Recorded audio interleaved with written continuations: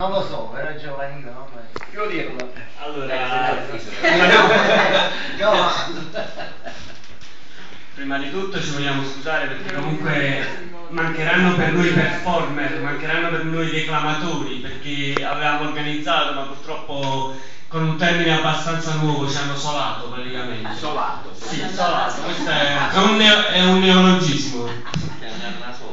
Ma niente, ci hanno davvero dato proprio la sola della scarpa. Allora, di solito quando si parla di lontananza per associazione mentale personale la riconduco sempre a un fattore di mancanza.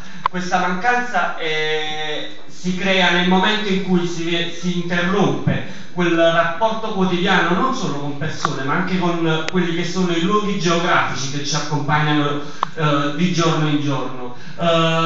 Ad esempio mi è capitato di vivere all'estero per alcuni mesi e vi posso dire che la mancanza più forte non era dei familiari ma del Vesuvio. A me mancava il Vesuvio. Io sono abituato che la mattina quando mi sveglio vedo il Vesuvio. Non vedere il Vesuvio per me era una mancanza, era un simbolo di lontananza. Questa mancanza che... Anche una pizza, anche sotto il punto di vista alimentare allora può essere vista. Praticamente questa interruzione di un rapporto quotidiano si viene a creare nel momento in cui i giovani, le persone si allontanano da quelli che sono gli affetti, da tutto ciò che li circonda.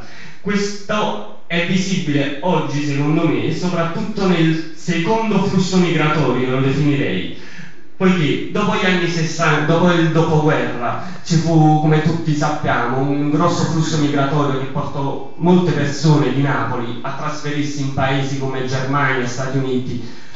Oggi sembra che lo stesso accada per i giovani, in cui praticamente molti dei ragazzi che hanno una laurea, cercano il proprio futuro, cercano di determinare il proprio destino, non qui, ma sicuramente all'estero. Questo è causato da vari problemi. Il problema sociale sicuramente, quello che ci affligge maggiormente. E proprio questo problema ci costringe a provare in prima persona ciò che è la lontananza, ciò che quella mancanza ci porta a avere nostalgia di quei luoghi, ma non solo di quei luoghi, di quelle persone, di tutto ciò che è nostro quotidianamente.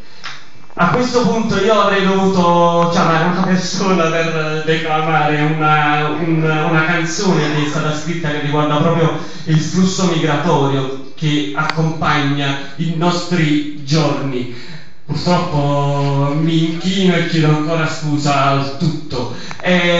Comunque io la mia breve relazione la continuerò dopo Andrea, in cui ha preparato proprio una relazione specifica su quello che sono i secondi emigranti. Grazie mille.